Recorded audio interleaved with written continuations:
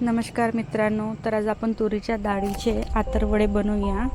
डाळ भिजू घातलेली आहे। भिजल्यानंतर त्याला मिक्सरमधून काढून घेऊया बघा। आणि इकडे मी कणिक पण भिजवून घातलेली आहे।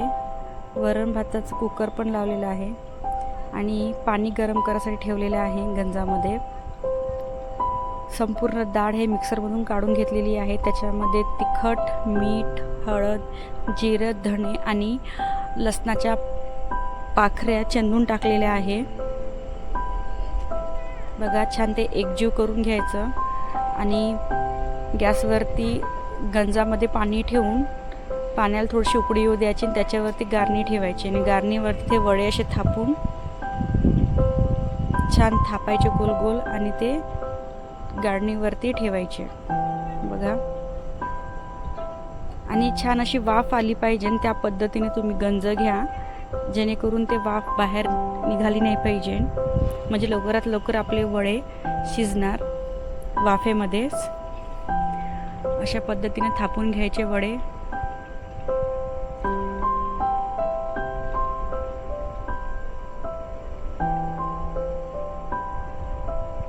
खूप छान आणि चविष्ट लागतात खायला बघा।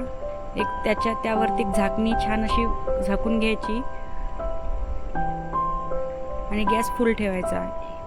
इकडे माझ्या पोळ्या पण करायला चालू झाल्या आहे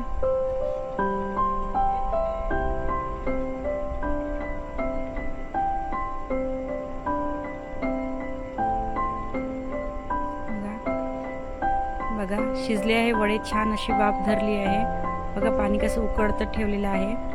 वडे काढून घेऊया। भात पण रेडी झालेला आहे आणि डाळ पण बघा या पद्धतीने थापायचे।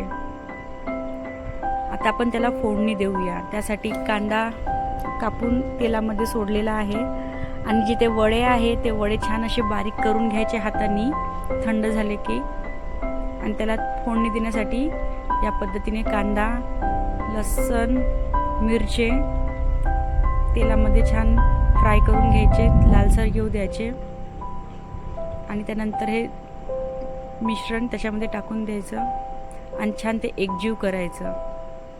आपण ते वडे पण खाऊ शकतो, छान वाटतात असं पण खायला, आणि भाजी पण करून खाऊ शकतो, भाजी पण छान वाटते। गरमागरम पोळ्यांसोबत छान आतरवड्याची भाजी, त्याला आतरवडे म्हणतात। अशा पद्धतीने भाजी आपली रेडी झालेली आहे।